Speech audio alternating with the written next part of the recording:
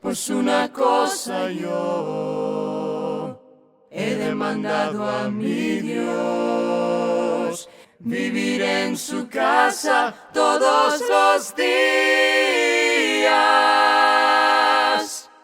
de mi existencia.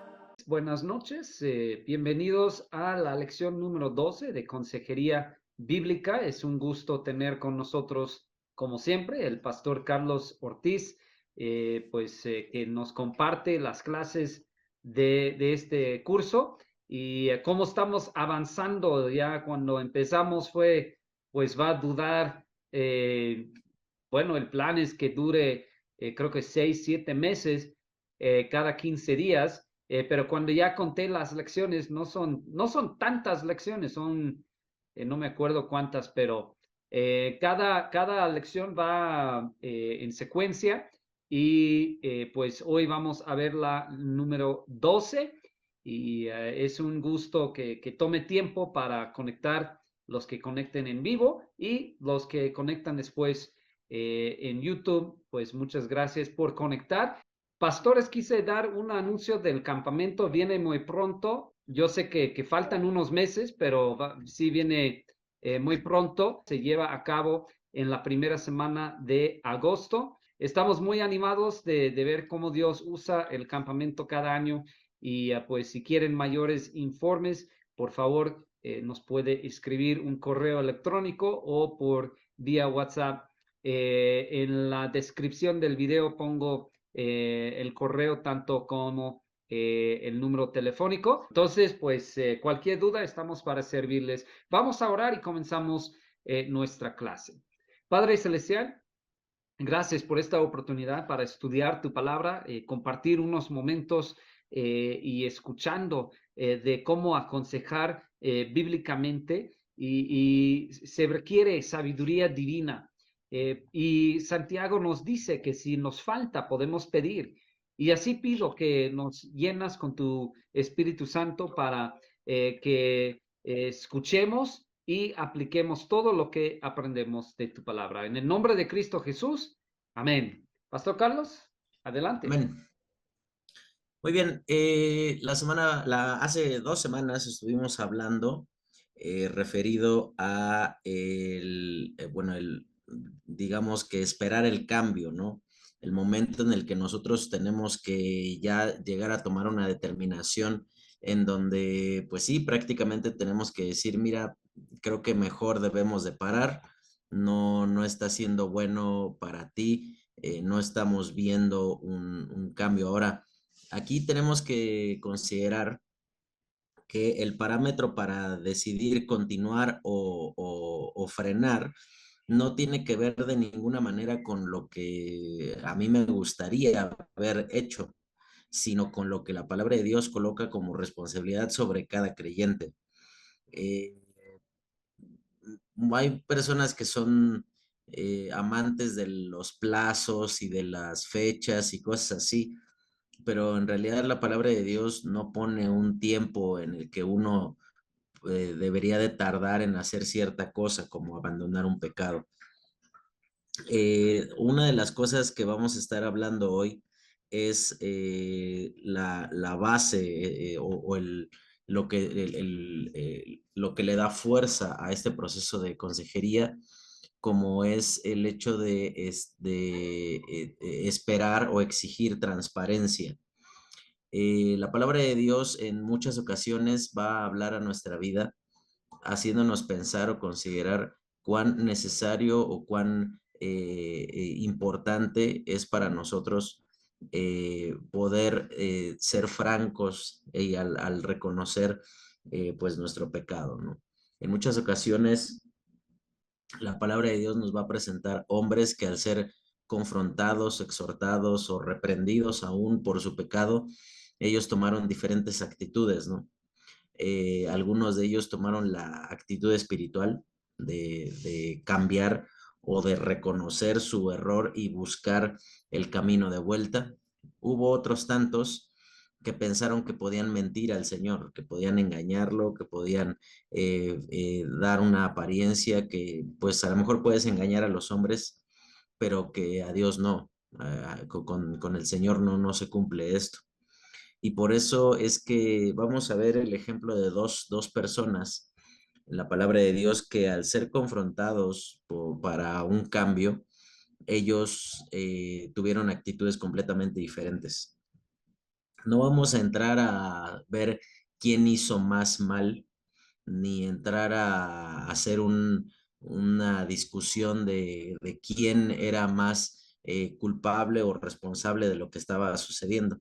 Lo que tenemos en claro aquí es que ambas personas fueron responsables en su totalidad de lo que hicieron. Y esta es una de las primeras cosas que tú como consejero tienes que tener en cuenta. Tienes que dejar de romantizar el pecado. Tienes que dejar de mirar las situaciones de la persona con una compasión desmedida. ¿A qué me refiero con esto? Pues que tú no seas copartícipe de la pecaminosidad o de la maldad que propiamente está cometiendo la persona. Si tú permanentemente a tu aconsejado le estás mirando bajo la perspectiva de, pues sí, es que te ha tocado una vida tan difícil y por eso es que tú has hecho esto, has cometido aquello, entonces tú no estás aconsejando bíblicamente. No quiere decir con esto que tienes que condenar y juzgar sin misericordia a tu aconsejado, pero lo que sí tienes que hacer es tomar una actitud de que el compromiso fundamental que tú tienes como consejero es que la palabra de Dios sea honrada en tu vida y a través de tu vida, y eso involucra pues cuando nosotros tomamos la determinación de poder hacer lo necesario para que la voluntad de Dios se vaya cumpliendo en aquellos que están siendo expuestos a la palabra de Dios. Aquí vamos a ver en primer lugar la vida del apóstol Pedro. Después de haber negado al Señor Jesucristo en 3 ocasiones, él dice ahí el relato de los evangelios que salió y lloró amargamente después de haber fracasado en su fe de esta manera. No nos vamos a ocupar ahorita de ver cuáles fueron los motivos para ese fracaso. Sencillamente podemos mencionar que pues había una sobrevaloración de su propia fe. Él pensaba que estaba más firme, más fuerte de lo que realmente era. Y eso pues terminó causando que Pedro tuviera que recibir las consecuencias de su imprudencia, ¿no? Él comenzó a estar cerca de personas pues con las que no tenía que estar, dice que estaba ahí calentándose al fuego con los alguaciles, comenzó a tener actitudes en donde él pensaba que con su actuación convincente iba a solucionar las cosas, donde dice que empezó a jurar y a blasfemar y a maldecir, diciendo que no conocía a tal hombre. Y finalmente su fe fue puesta en evidencia de la realidad de su corazón. Y vas a encontrarte muchas veces personas que están completamente defraudadas, no de otras personas, sino de sí mismos, de que no dieron una respuesta apropiada ante la prueba, ante la tentación, ante las dificultades, ante el llamado de Dios, diferentes cosas en las cuales ellos no hicieron lo correcto. Y fíjate, en primer lugar vamos a ver cuál es la actitud del Señor Jesucristo cuando se acerca a confrontar a Pedro. Fíjate, dice en Juan capítulo 21, abre ahí tu Biblia, por favor. Dice en el versículo 15. Cuando hubieran comido, Jesús dijo a Simón Pedro: Simón, hijo de Jonás, ¿me amas más que estos? Ahora, seguramente tú has estudiado o escuchado enseñanzas con respecto a este pasaje, donde vemos que es un juego de palabras. Jesucristo hacía un cuestionamiento directo en cuanto a si el corazón de Pedro estaba comprometido en su totalidad con Cristo, y la respuesta de Pedro era una respuesta pues un tanto evasiva, donde decía, sí, yo te quiero, no era una cuestión de yo te amo verdaderamente y estoy dispuesto a hacer lo necesario. Pero ahora, para entender esto, tenemos que considerar la actitud con la cual el Señor Jesucristo llega a este punto. Dice en el versículo 5, y les dijo, hijitos, ¿tenéis algo de comer? Le respondieron, no, y él les dijo, echad la red a la derecha y la barca y la hallaréis. Entonces la echaron y ya no la podían sacar por la gran cantidad de peces. Entonces aquel discípulo a quien Jesús amaba, podríamos entender que se está tratando aquí de Juan, dice, dijo a Pedro, es el Señor.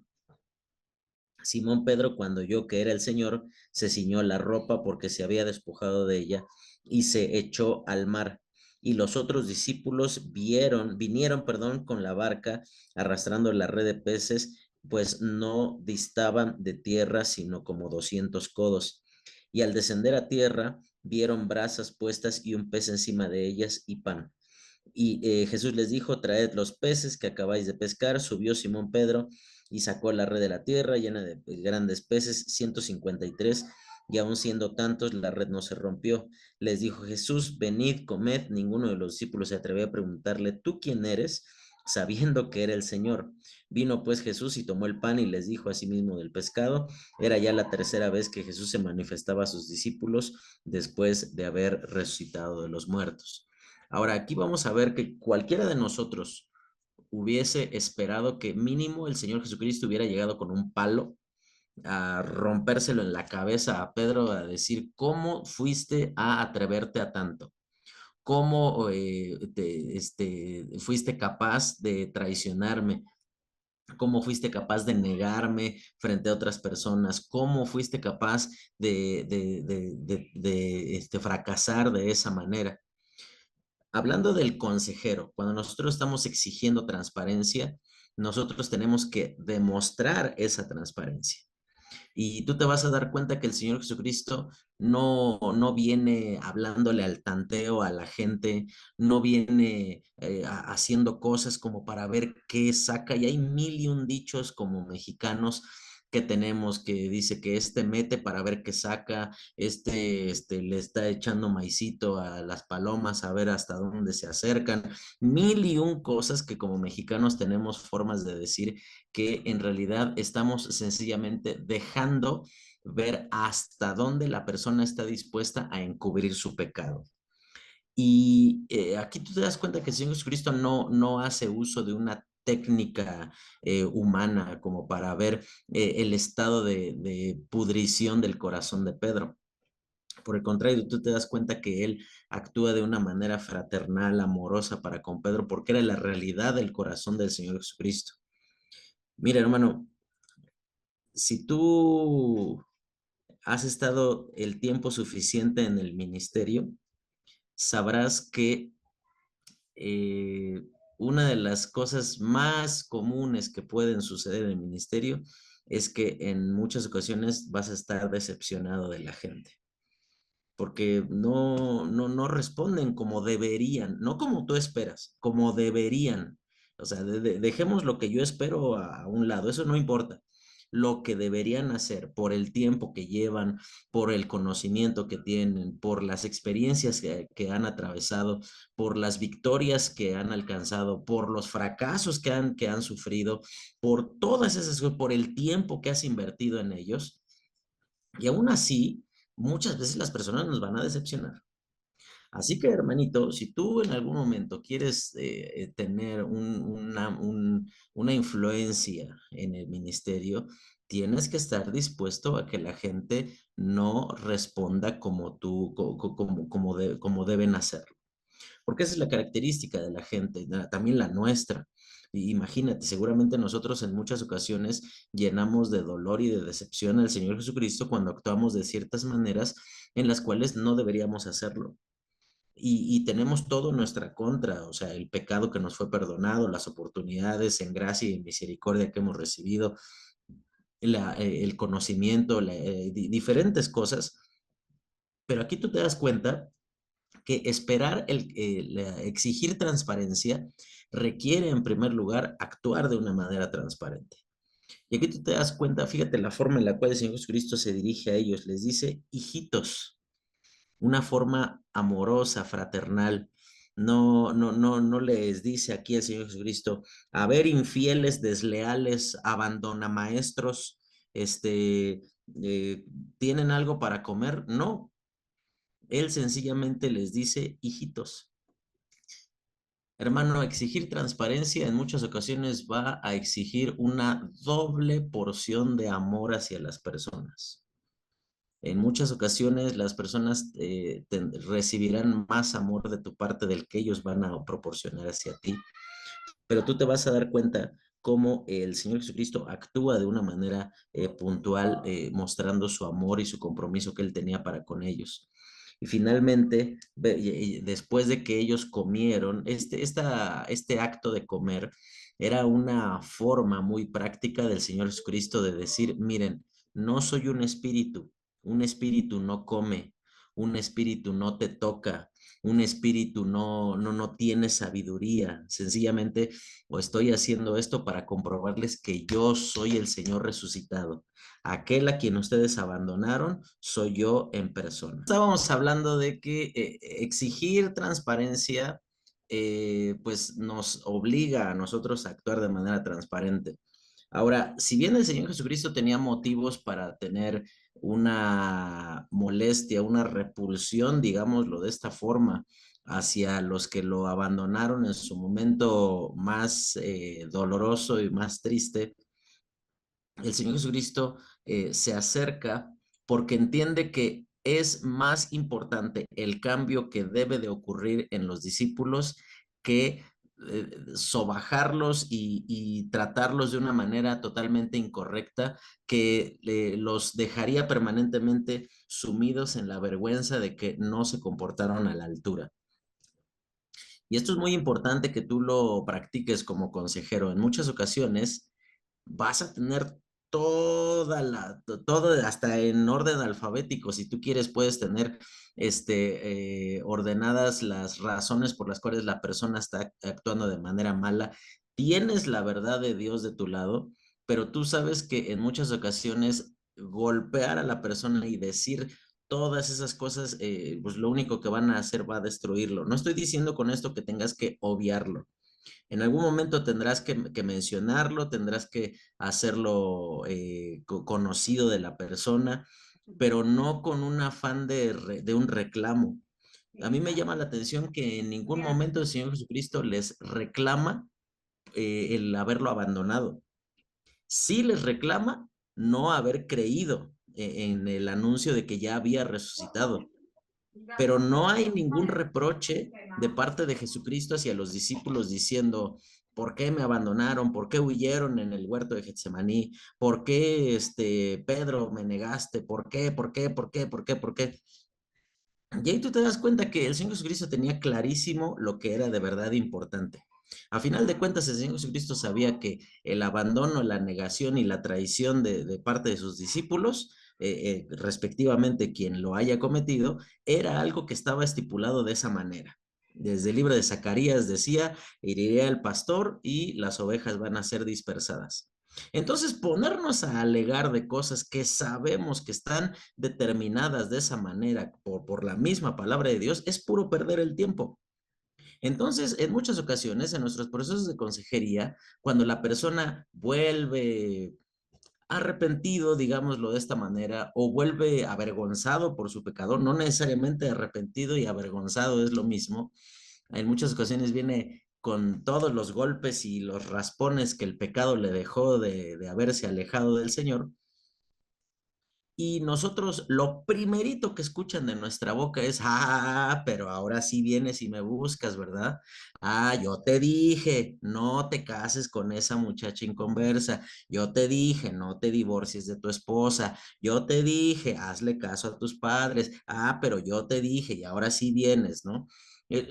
Hermano, a mí me encanta la forma que el Señor Jesucristo tenía, que Él no se ocupa de traer más vergüenza y dolor que el mismo pecado ya trajo a la vida de las personas. Y eso es súper esencial, súper importante. Ese es un acto de misericordia. No es que el Señor Jesucristo no tenía nada que decir, claro que tenía que decir, y mucho. O sea, eso de que, oye, Pedro, ¿cómo está eso de que te pusiste a blasfemar y a maldecir diciendo que no me conoces? O sea, ¿qué te pasa? Él claro que podía decir muchas cosas, pero nos damos cuenta que exigir transparencia coloca a las personas en un punto, cuando ellos reciben esa transparencia de nuestra parte, los coloca en un punto en donde ellos saben que la moneda de cambio que se pide de ellos es esa. Y tú te das cuenta que en ningún momento el Señor Jesucristo tiene una conversación o un diálogo con Pedro diciendo, oye Pedro, mira, pues nada más te encargo que pues tengas cuidado, que pues vamos a hablar y yo espero que pues tengas la disposición de abrir bien tu corazón. No, porque el Señor Jesucristo actuó de forma transparente y amorosa con ellos. Y entonces Pedro sabía que lo que debía de responder o la forma en la cual él debía de conducirse era esa específicamente. Ahora, viste que en 3 ocasiones el Señor Jesucristo le dice, ¿me amas? Y dice que Pedro las primeras 2 ocasiones le dice, sí, Señor, tú sabes que te amo, pero la traducción, digamos, más certera es como si Pedro estuviera diciendo, sí, Señor, yo te quiero, pero no le está diciendo, yo te amo. Hasta que llega en el versículo 17, le dijo la tercera vez, Simón, hijo de Jonás, ¿me amas? Pedro se entristeció de que le dijese la tercera vez, ¿me amas? Y le respondió, Señor, tú lo sabes todo, tú sabes que te amo. Jesús le dijo, apacienta mis ovejas. Ahora, exigir transparencia es una responsabilidad del consejero en primer lugar, en donde en muchas ocasiones, y esto es algo que debes de tener cuidado por ser buen administrador del tiempo que Dios nos ha confiado para servirle en el ministerio, en muchas ocasiones nosotros sabemos que nos están dando respuestas que no son sinceras, que no son francas, pero nosotros con tal de no, y ocupamos la bendita frase de, es que no quiero cerrar su corazón, nosotros toleramos una respuesta no sincera, no franca, a veces hasta mentirosa, cuando, por ejemplo, nosotros nos acercamos con la actitud de, a ver qué me va a decir. Y cuando nosotros a veces recordamos lo que la persona dijo, nosotros decimos, si este me dice que no hizo, cuando en realidad yo ya sé que sí lo hizo, y parece como si el método de confrontación se tratara de ver quién es más astuto, de quién es más pillo, como para engañar al otro y que el otro finalmente no le quede de otra más que reconocer la verdad. Mira, en muchas ocasiones cuando tú exijas transparencia, esa será tu última entrevista de aconsejamiento. Pero es preferible que la persona sepa que el vínculo de consejería se rompió porque no fue franco, a que él sienta que la cosa va fluyendo y va andando, sencillamente porque las entrevistas se van acumulando. Entonces, esto es súper, súper difícil porque por la confianza, la intimidad que vas experimentando con la persona, por estar hablando ya en corto de cosas muy personales, uno desea conservar la amistad, pero sabes que en muchas ocasiones aquí tú te das cuenta que el Señor Jesucristo, Él no deseaba que lo quisieran, Él no deseaba sentirse estimado por alguien nada más, Él deseaba ser amado porque era lo que solo Dios merece. Y entonces, en el proceso de exigir transparencia, te vas a dar cuenta cómo el Señor Jesucristo, esa transparencia lo va permanente motivando a Pedro a restaurarlo y decir, bueno, ahora cumple tu labor. Ya estás reconociendo que hiciste mal. Bueno, entonces ponte nuevamente en acción. Y fíjate cuán significativa fue esta conversación que tuvo Pedro con el Señor Jesucristo, que llegas al libro de los Hechos en el capítulo 2, y cuando Pedro está enumerando los pecados del pueblo de Israel en el momento de crucificar al Señor Jesucristo, fíjate lo que dice, ustedes negaron y traicionaron al Señor. Y cualquiera de nosotros diría, no, porque si alguien traicionó y alguien mintió y alguien ofendió, pues ese fuiste tú, Pedro. Pero te das cuenta cómo el hecho de animar a las personas a vivir a la luz de la palabra de Dios les permite experimentar verdaderamente ese proceso de ser perdonados. No estoy diciendo con esto que las personas se perdonan a sí mismos. Esto no tiene ningún fundamento en la palabra de Dios. La palabra de Dios no me manda a perdonarme a mí mismo, porque, o sea, Eso más bien suena a justificarte más que a perdonar, ¿no? En realidad, la palabra de Dios nos llama a tener una actitud de juzgar el pecado de forma bíblica. Ahora, tenemos un buen resultado en la vida de Pedro porque él pues es uno de los pilares de la iglesia esenciales en su conformación, en su nacimiento. Pero ahora vamos a hablar de una persona que en el momento de ser confrontado, pues no tuvo la actitud apropiada. Él no respondió, no actuó de una forma espiritual. Él pensó que encubriendo y mintiendo iba a solucionar las cosas cuando en realidad nos damos cuenta que ese fue el principio de su caída. Abre tu Biblia en Segunda de Reyes, en el capítulo 5, y vas a ver allí el ejemplo de un hombre que a pesar de haber estado junto a un gran maestro, junto a un gran profeta, no le resultó suficiente. No terminó haciendo lo correcto, terminó tomando decisiones inadecuadas y esta persona, como lo podemos ver aquí, es Giesi. En Segunda de Reyes, en el capítulo 5, cuenta la historia de cómo Naamán, el general sirio, es curado de la lepra.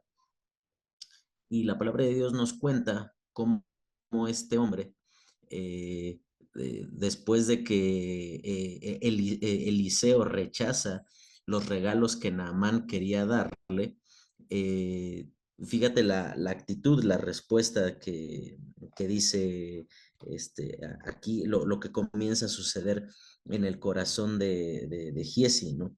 Fíjate, vamos a ver, por ejemplo, lo que dice en el versículo eh, 16, perdón, 15. Y volvió el varón de Dios, él y toda su compañía, y se puso delante de él y dijo, aquí ya está sano Naamán. Dijo, he aquí conozco que no hay Dios en toda la tierra sino en Israel. Te ruego que recibas algún presente de tu siervo. Mas él dijo, vive Jehová en cuya presencia estoy, que no lo aceptaré. Y le instaba que aceptara alguna cosa, pero él no quiso. Ahora de ahí brincamos al versículo 20. Fíjate lo que dice. Entonces Giesi, criado de Eliseo, el varón de Dios, dijo entre sí, he aquí mi señor estorbó a este sirio Naamán, no tomando de su mano las cosas que había traído. Vive Jehová, que correré yo tras él y tomaré de él alguna cosa. Y siguió Giesi a Naamán y corrió y vio a Naamán que venía corriendo tras de él y se bajó del carro para recibirle y dijo, ¿va todo bien? Y él dijo, mi señor me envía a decirte, aquí vinieron a mí en esta hora del monte de Efraín dos jóvenes de los hijos de los profetas, te ruego que les des un talento de plata y dos vestidos nuevos. Dijo Naamán, te ruego que tomes 2 talentos y le insistió y ató 2 talentos de plata en 2 bolsas y 2 vestidos nuevos y lo puso todo a cuestas de sus 2 criados para que lo llevasen delante de él. Así que llegó a un lugar secreto. Esto es algo para considerar, un lugar secreto. Llegó a un lugar secreto, él lo tomó de mano de ellos y lo guardó en la casa. Luego mandó a los hombres que se fuesen, y él entró y se puso delante de su señor. Y Eliseo le dijo, ¿de dónde vienes, Giesi? Y vamos a detenernos ahí. Ahora, Giesi, en realidad vemos que tenía él un problema. De la misma manera que Judas, Giesi consideró que como no estaban siendo satisfechas sus expectativas, entonces él tenía que tomar las cosas en sus manos y solucionarlo por su propia cuenta. Cuando es confrontado, cuando se le exige transparencia, cuando Eliseo le dice, ¿de dónde vienes? Aquí no vemos a Eliseo tomando una actitud de tantear a Giesi a ver qué le dice. Eliseo ya sabía lo que había pasado, él estaba dando la oportunidad de que reconociera su maldad y que buscara solucionarlo. Y fíjate lo que le dice el versículo 25 al final, tu siervo no ha ido a ninguna parte. Él entonces le dijo, ¿no estaba también allí mi corazón cuando el hombre volvió de su carro a recibirte? ¿Qué habrá sentido Giesi con esas palabras, no? Habrá sentido frío en ese momento diciendo, ¿cómo supo este hombre que yo estaba haciendo eso? Dice después, es tiempo de tomar plata y de tomar vestidos, olivares, viñas, ovejas, bueyes, siervos y siervas. Por tanto, la lepra de Naamán se te pegará a ti y a tu descendencia para siempre. Y salió de delante de él leproso, blanco como la nieve. Ahora, aquí tú te das cuenta que Eliseo toma una determinación, uno podría decir, uy, súper drástica. En la palabra de Dios, la lepra es un tipo del pecado, un ejemplo de la manera en la cual el pecado invade toda nuestra esfera, no nada más personal, sino familiar, afecta nuestras relaciones, afecta a nuestra persona. Y eso entonces terminaba siendo un problema que debía de ser solucionado, porque en la vida de Giesi, él había llegado a anidarse una situación que estaba conduciéndolo a actuar de una manera completamente desleal. Aquí, cuando Eliseo habla con Giesi, cuando le dice, ¿a dónde fuiste? Bueno, esa es la exigencia de transparencia. Eliseo le está diciendo, es tu oportunidad de arrepentirte, es tu oportunidad de que tú busques ayuda. Y sabes que aquí no te das cuenta que Eliseo toma una actitud de que cuando es negada la situación, entonces Eliseo le dice, bueno, vamos a tener otra reunión en 2 semanas, a ver, te voy a dejar que lo pienses y en 2 semanas volvemos a hablar. No, tú te das cuenta que Eliseo, en cuanto no recibe una respuesta franca, concreta, directa de parte de Giesi, él inmediatamente dice, primero le hace saber lo que está haciendo mal. Después le hace saber el origen de eso que le condujo a hacer lo malo. Y en tercer lugar, le hace saber la consecuencia que va a recibir como resultado de haber permitido que se fuera anidando ese sentir en su corazón. Mira, primero le dice, ¿dónde estabas? Y cuando él dice, no fue a ningún lado, le dice, ¿no estaba allí mi corazón cuando vi al hombre descender de su carro? Es decir, que aquí esa transparencia es totalmente notoria. Mira, hermano, y esto pasa muchas veces en situaciones de cuando hay que disciplinar personas en la iglesia, que uno trata de recabar toda la información suficiente, pero a veces nosotros confiamos más en nuestro espíritu de detective que en la forma en la cual Dios puede revelar las cosas, porque es a final de cuentas es la iglesia del Señor. Él es el que guarda y gobierna a su iglesia.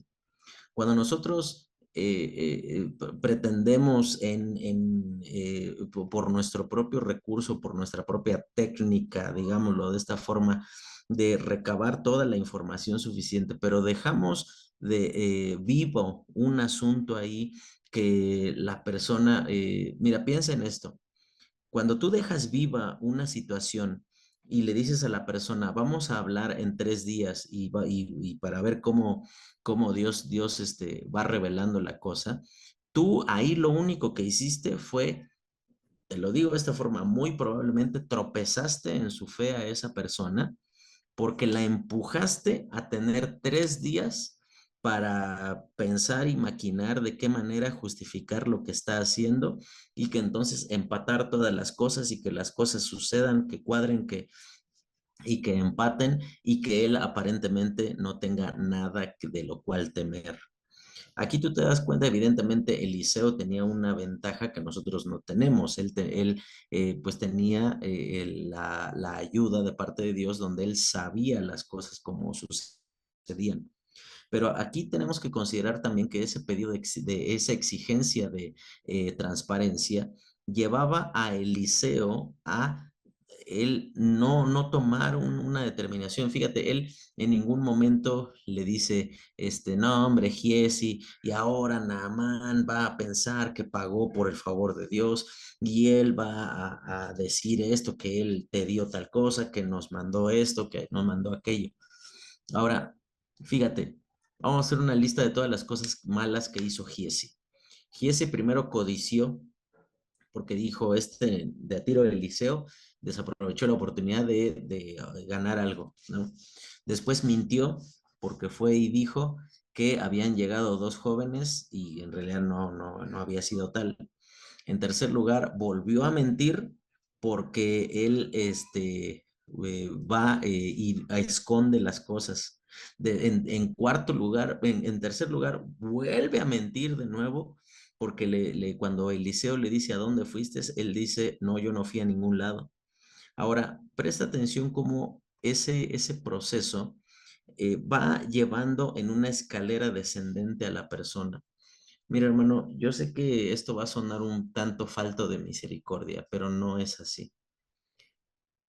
Si tú en el momento de confrontar a una persona con su pecado y tienes a claro, tienes la certeza de que ha sido así, entonces, hermano, no, yo te diría, porque muchas veces nosotros aún tropezamos o envolvemos a las personas en situaciones en donde ellos cada vez se van enredando más en sus propias mentiras y van diciendo, y entonces después el punto de atención está en todas las mentiras y todo lo que dijo después la persona al momento de ser confrontada que en el hecho mismo que está siendo confrontado por medio de su pecado. Entonces, una cosa que tú tienes que considerar es que Eliseo le dice, mira, no es tiempo, no era tiempo de que tú hicieras eso. No fuiste llamado, no tienes ese privilegio de parte de Dios como para que ahorita te ocupes de tener vestidos y dinero y bueyes y todo este tipo de cosas. Ahora, exigir la transparencia tiene que ver con tener la capacidad, hermano, de cortar drásticamente y decir, mira, hermanito, no vamos a perder el tiempo, no vamos a batallar, no vamos a detenernos en cosas. Fíjate cómo a lo largo de toda la escritura, cuando hay situaciones de pecado que afectan al cuerpo, son tratadas de manera puntual y específica. No se trata todo el montón de cosas de alrededor, porque eso lo único que hace es enterar a las personas que no hacen falta de lo que está sucediendo. Por ejemplo, piensa en el libro de Números, en el capítulo 12, cuenta cómo María y Aarón murmuran de Moisés por haberse casado nuevamente. Y entonces aquí tú te das cuenta que cuando Dios juzga el pecado de Aarón y de María, Dios dice, bueno, ustedes no temieron en levantar su voz contra el ungido de Jehová, contra aquel que yo he elegido. Tú te das cuenta que él no dijo, ¿y ustedes quién se creen para andar cuestionando con quién se casó Moisés? ¿Ustedes quién se creen para decir si fue bueno o fue malo? No. Vayas más adelante, cuando en el libro de Primera de Corintios, en el capítulo 5, donde se trata el tema de la fornicación que estaba permitiéndose ahí en la iglesia, lo único que se menciona que la iglesia debe de saber es, se ha oído de tal fornicación entre ustedes, de tal modo que hay uno de ustedes que tiene la mujer de su padre.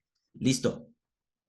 No se dice su nombre, no se dicen los pormenores, no se dice de que los vieron saliendo de tal lugar, no se dice que los vieron tantas veces, no, eso no hace falta, porque a final de cuentas, el exigir transparencia, y esto es una cosa que viene vinculado a lo que vamos a ver la próxima semana. Esa transparencia, hermano, quieras o no, te va a obligar a tener que dar explicaciones o dar o justificar, perdón, lo que tú estás haciendo. ¿Qué vas a hacer cuando, por ejemplo, la esposa de uno de tus aconsejados venga y te diga, ¿por qué no continuaron con el aconsejamiento? Tú le vas a decir, no, es que he estado muy ocupado, hermana, y pues no, la verdad ahorita no he podido. No, no, sencillamente, o sea, tú tienes que ser lo más franco posible y esto no se refiere a que el tema de consejería tiene que ser una cuestión abierta, que todos sepan de lo que estás hablando con la persona, no, pero sí todos deben no debes de dar consejos, hermano, que terminen demeritando tu autoridad o que terminen vulnerando la credibilidad o las que Dios puso en tus manos. Sabes que yo he conocido muchas personas que el punto de caída en su ministerio fue que ellos comenzaron a tratar de forma particular o de forma especial ciertos pecados de ciertas personas con el fin de ganarlos o de retenerlos para que no se vayan. Mira, hermano, te lo digo así, y aprovechando pues que somos pastores, ¿no? Una de las cosas que más duele es ver que la gente se va por su pecado. Y eso evidentemente te tiene que doler. Pero tendría que dolerte más que la gente se quedó porque tú consentiste su pecado y manipulaste o acomodaste la cosa para que se sintiera abrazado, apapachado, confortado y que en realidad no corrigió su pecado. Sencillamente se sintió contenido, se sintió respaldado. De tal manera que tú te das cuenta que Pablo dice en 1 Corintios en el capítulo 5, dice, saquen a esa persona de entre ustedes. O sea, no lo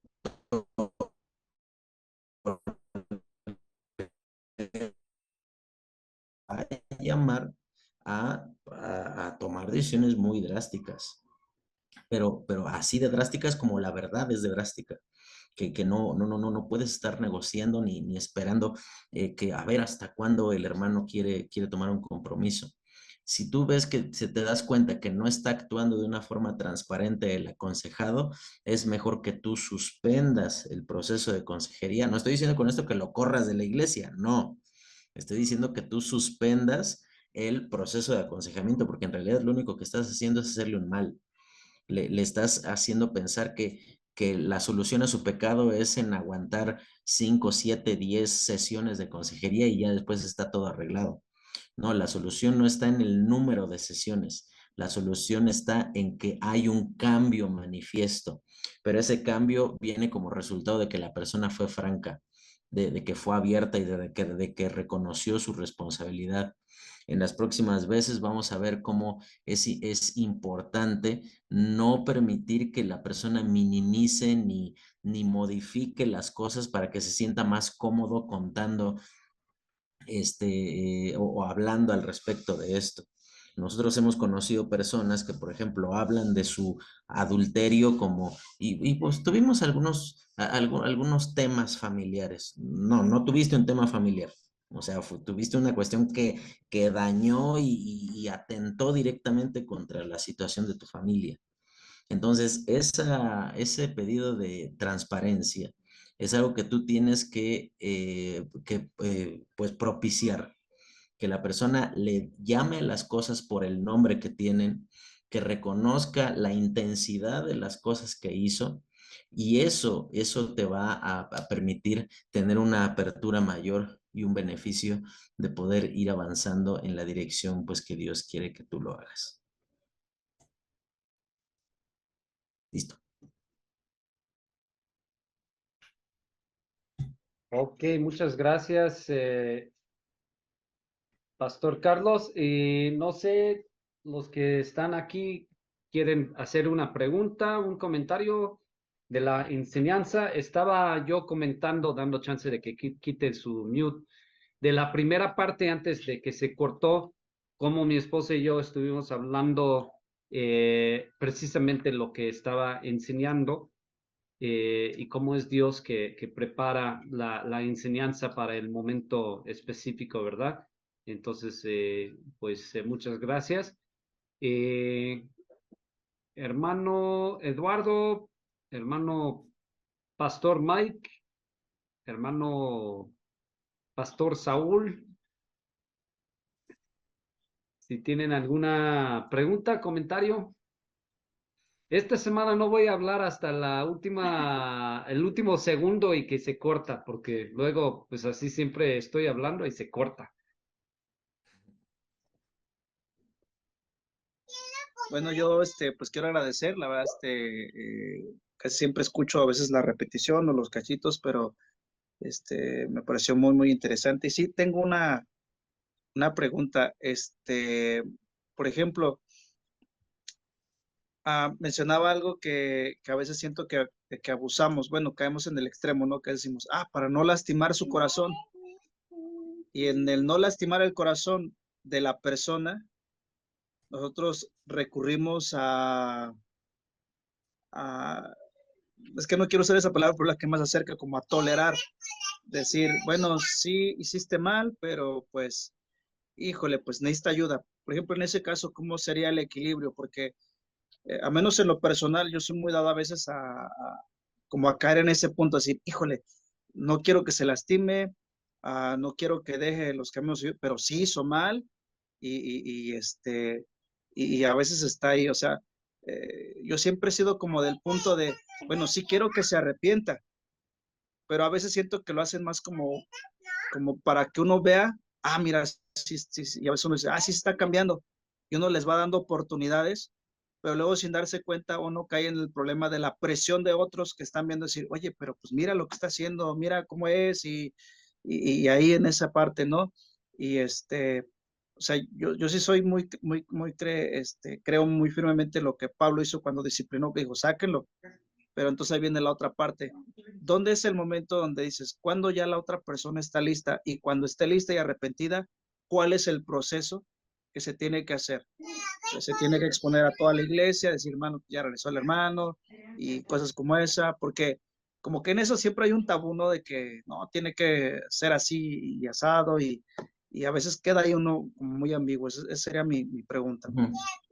Bueno, aquí yo creo que hay algunas cuestiones importantes a resaltar en esto. En primer lugar, es correcto, no creo que sea un abuso de tu parte de decir que pues tú no deseas lastimar el corazón de la persona.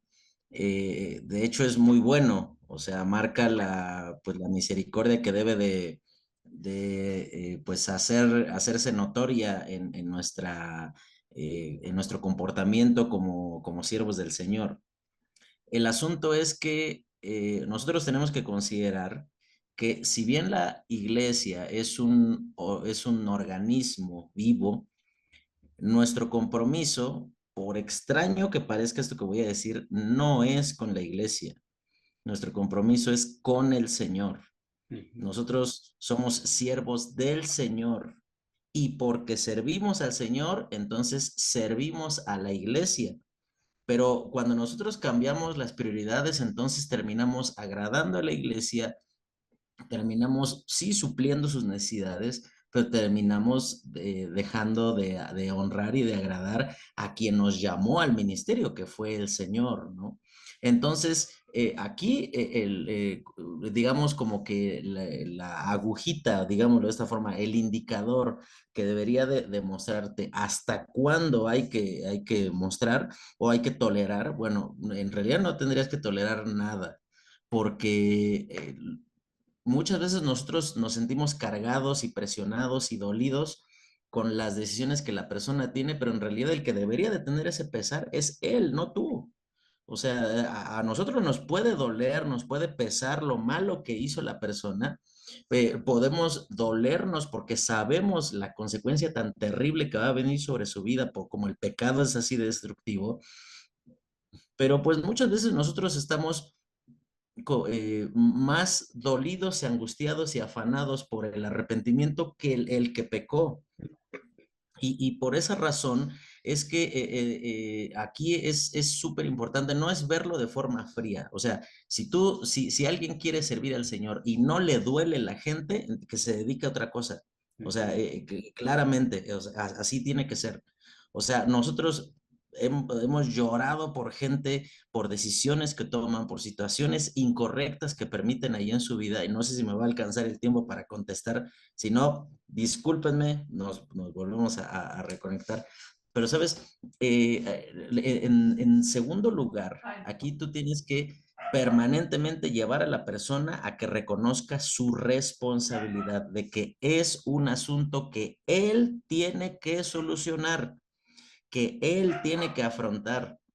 Hay muchas veces en las que por presiones de diferentes circunstancias o personas, nosotros asumimos el peso, el cargo de presentar a la iglesia situaciones en las que la persona tiene él que asumir su responsabilidad de decir, hermanos, yo pequé.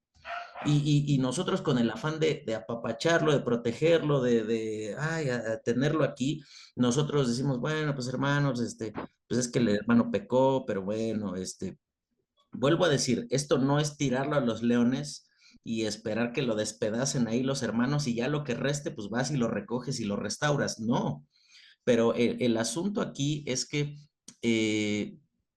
yo creo que la primer cosa cuando una persona, en el afortunado caso que la persona desea o ser restaurado o desea abandonar su pecado, es que lo primero que tienes que insistir es que él tiene que asumir la responsabilidad. La responsabilidad tiene que ver con reconocer lo que hizo y aceptar la consecuencia de lo que hizo. Lo segundo es más difícil que lo primero, porque no tenemos problema con reconocer que hemos pecado. Lo que no nos agrada tanto es con tener que tragar amargo y decir, por esto que hice, entonces voy a tener que perder esto y esto como resultado de mi pecado. Pero pasa en muchas ocasiones, sobre todo cuando son situaciones morales, que las personas, ellos están esperando que su falta, que su pecado sea sencillamente como una infracción de tránsito, que ellos se sentaron un tiempo, ya cumplieron su tiempo, listo, ya está todo arreglado y no siempre funciona de ese modo.